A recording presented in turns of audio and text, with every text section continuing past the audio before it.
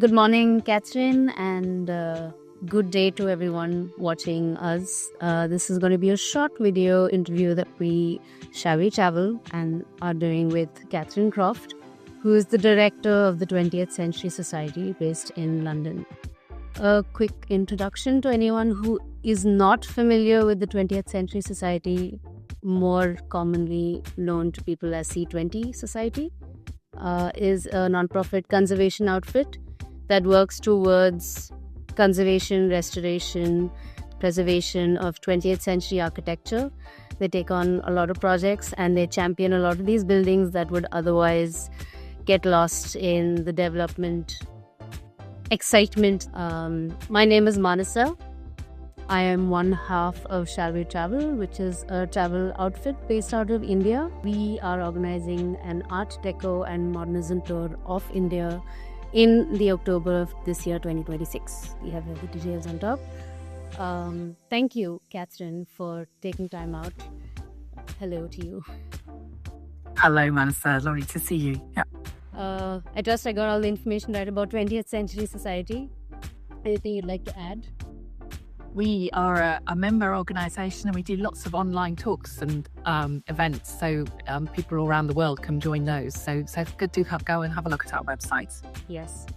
So the reason why we're actually talking to Catherine today is Catherine will be on tour with us.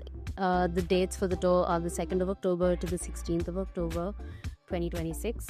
And Catherine, having worked in the sphere of conservation of 20th century architecture, has deep insight into what it takes to understand these buildings, the concept of what modern architecture is back when modernism started in the 20th century and moving into where we are today. And apart from that, Catherine has visited India before on a similar tour in the year 2019. Why don't you tell us a little bit about your experience from 2019? Yes, well, in 2019, we came with a group of 20th century members and toured around 4 cities and really introducing people to architecture across the whole breadth of the 20th century. So it was. I mean, I'd been to India a couple of times before that, but it was really lovely to come and focus solely on the architectural content and to meet with a huge number of real experts, both historians and practicing architects, and get a real in-depth look at what we were seeing. Right. Any notable experiences that stood out for you from 2019? I guess going to Chandigarh was my absolute highlight because I hadn't managed to get there before. Yeah. And it is amazing. It's completely stunning. And totally lived up and perhaps exceeded my expectations. So I'm really looking forward to going back there and introducing new people to it. I'm glad you mentioned that because one of the questions that I had for you was specific to having, as someone who's lightly studied modernism, Le Corbusier, who's the architect behind Chandigarh, there's a lot that you already understand about this place, but when you physically finally do get there, how different is it? Are your expectations met? Was there an unlearning of sorts? What was that like for you? I think perhaps I'd studied the individual buildings, particularly of the capital area, the capital complex. I'd looked at them as individual buildings and I just hadn't kind of grasped the sheer scale of them and how that whole complex, how the 3 main buildings all interrelate, and just the kind of dramatic setting of those buildings. And then perhaps at the kind of other extreme, it's the kind of attention to detail and the colour and the patterning of elements of those buildings. So kind of at both extremes, I was really, it was a much richer experience than I'd perhaps anticipated. That's lovely. I mean, in our background, we do have the Palace of Assembly that was designed and is part of the Catherine complex in Chandigarh. On this tour, when you have other people with you, is there any specific detail you might want to point out to? I think maybe, the Tower of the Shadows, which is also there as part of the complex, was a structure built to kind of demonstrate how you might shield buildings from that sunshine. And I think to actually, to be able to see that under an Indian sun, and it's a totally different experience to doing that through a textbook or even looking at a film. So I think I want people to have that experience of being there in the heat and bright light and seeing how an architect responded to that and how he felt that was absolutely the core of what he was trying to do, I think. Right. This is interesting for me. I have been talking to several experts also about Art Deco, and one of the themes that I keep hearing back from people is how the Indian story of architecture when it comes to 20th century architecture, and it's also the decade when India got independence. A theme that keeps coming back is how the Indian aspect of architecture is how they've adapted the design thinking to climate. The same is recurringly comes up when we're talking about Art Deco elements. The same is what you've mentioned here with how Chandigarh was built, and it's true across. Do you not think that is not a theme that exists in architecture anywhere else? Or why is it much more dominant here? I suppose because of the extremes of climate in India, that is perhaps more noticeable.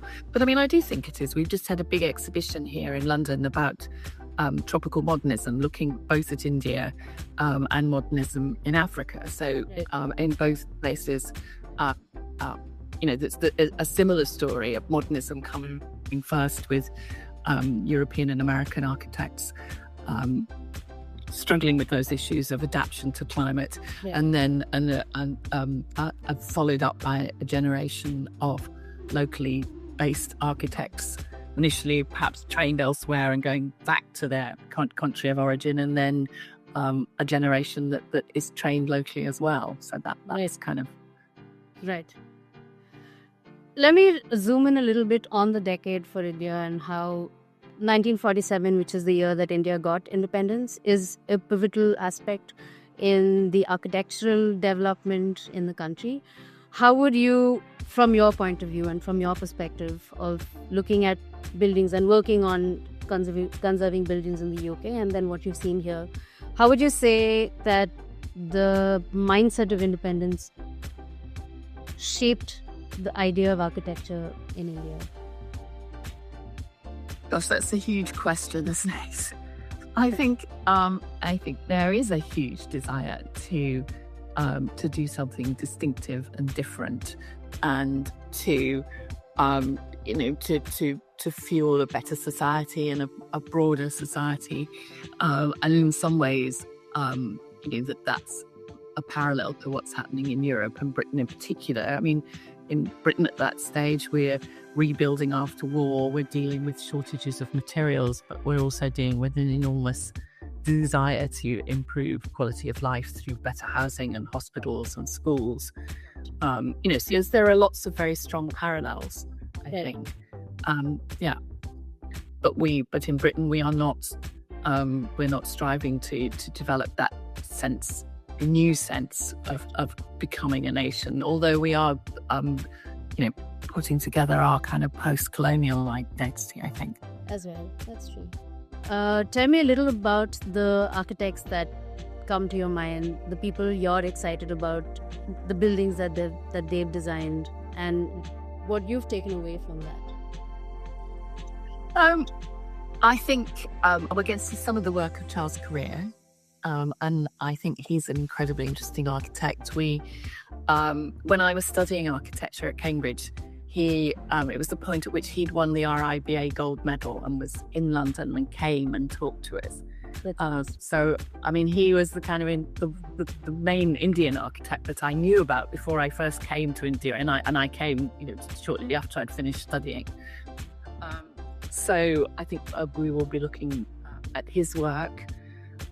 I really enjoyed seeing Doshi's work on my last trip, and I was really privileged to actually go and meet him, which was amazing, in his studio, which is a kind of semi-subterranean space, and and I was really struck by how engaged he was in kind of contemporary issues about improving quality of cities. He still was very passionately engaged in thinking about what architecture could actually deliver for people.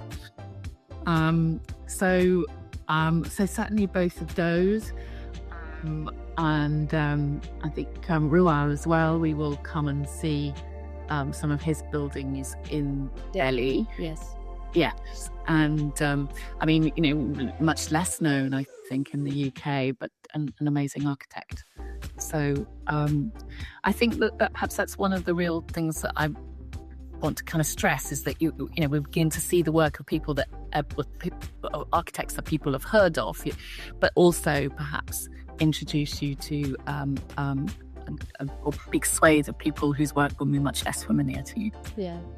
Incidentally, as it happens, Charles Correa has designed the building that houses the British Council Library in as well as an apartment complex that's called Tara Apartments, which is a location on our tour.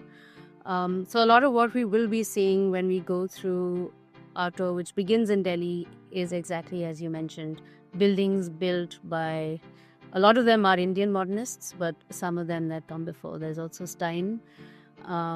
There's an area in Delhi called Steinabad. Was that something that you saw the last time that you came?